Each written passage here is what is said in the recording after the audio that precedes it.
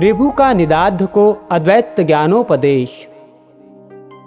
श्री पराशर जी बोले, हे मैत्रेय, ऐसा कहने पर राजा को मौन होकर मन ही मन सोच विचार करते देख वे विप्रवर ये अद्वैत संबंधिनी कथा सुनाने लगे। ब्राह्मण बोले, हे राज शार्दुल, पूर्व काल में महर्षि ऋभु ने महात्मा निदाद्ध को जो उपदेश करते हुए जो कुछ कहा था वो सुनो।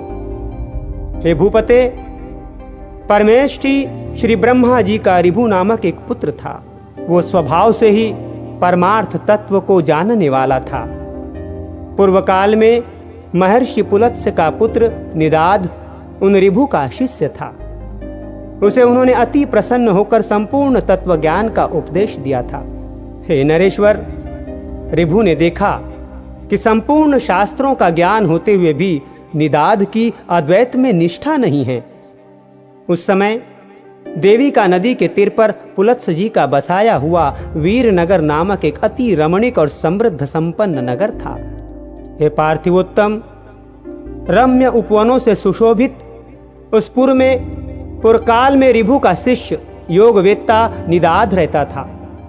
महर्षि ऋभु अपने शिष्य निदाद्ध को देखने के लिए 1,000 दिव्य वर्ष बीतने पर उस नगर में गए। जिस समय निदाद्ध बलिवेश्वर देव के अनंतर अपने द्वार पर अतिथियों की प्रतीक्षा कर रहा था, वे उसके दृष्टिगोचर होते हुए और वह उन्हें द्वार पर पहुंचकर अर्धदान पूर्वक अपने घर में ले आया। उस द्विज श्रेष्ठ ने उनके हाथ पैर धुलाए और फिर आसन पर बिठाकर आदर पूर्वक कहा, भोजन कीजिए। ऋभु बोला, हे विप्रवर, आपके यहाँ क्या क्या अन्न भोजन करना होगा ये बताइए, क्योंकि कुत्सित अन्न में मेरी रुचि नहीं है।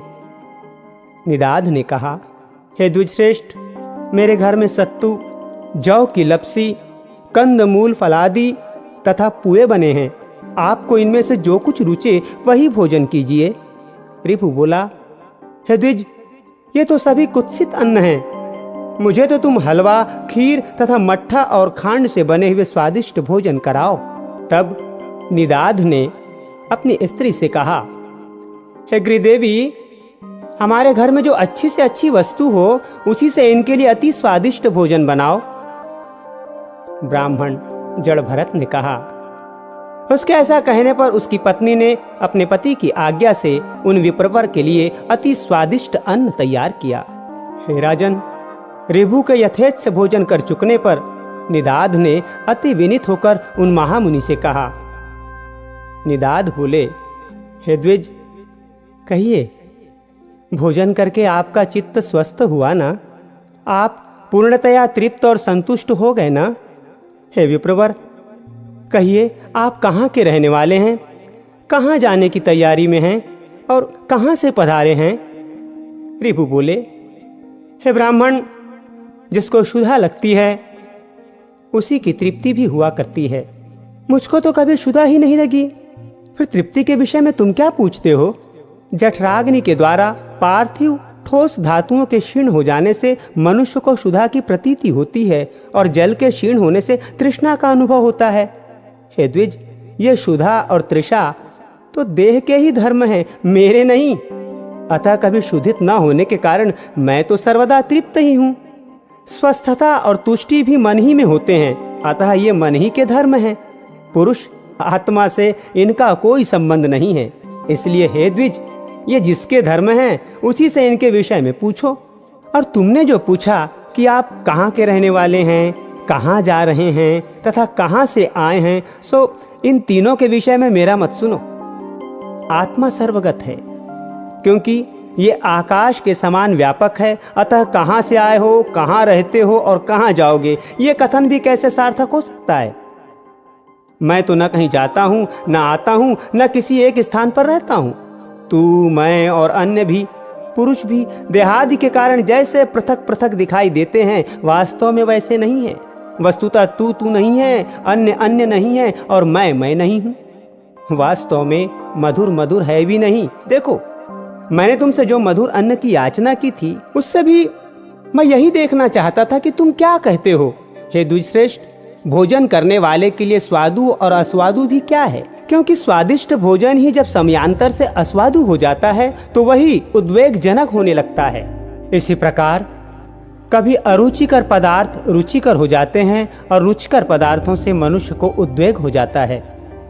ऐसा अन्न भला कौन सा है जो आदि, मध्य और अंत तीनों काल में रुचिकर ही हो।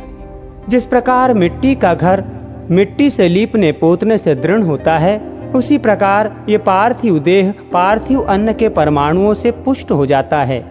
जौ, गेहूं, मूंग, धृत, तैल, दूध, दही, गुड़ और फल आदि सभी पदार्थ पार्थिव परमाणु ही तो हैं। इनमें से किसको स्वादु कहें और किसको अस्वादु। अतः ऐसा जानकर तुम्हें इस स्वादु अस्वादु का विचार करने वाले चित्त को समदर्शी बनाना चाहिए, क्योंकि मोक्ष का एकमात्र उपाय समता ही तो है। ब्राह्मण बोले, हे राजन, उनके ऐसे परमार्थमय वचन सुनकर महाभाग निदाध ने उन्हें प्रणाम करके कहा, प्रभु आप प्रसन्न होइए, कृपया बतलाइए मेरे कल्याण की कामना से आए हुए आप कौन हैं। हे द्विज, आपके इन वचनों को सुनकर मेरा संपूर्ण मोह नष्ट हो गया है।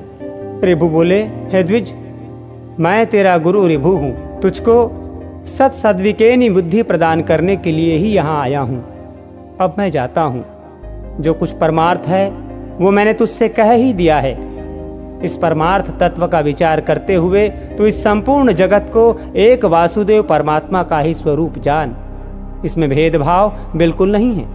ब्राह्मण बोले, तदनंतर निदाध ने बहुत अच्छा कहकर उन्हें प्रणाम किया और फिर उससे परम भक्ति पूर्व पूजित हो ऋभु स्वेच्छा अनुसार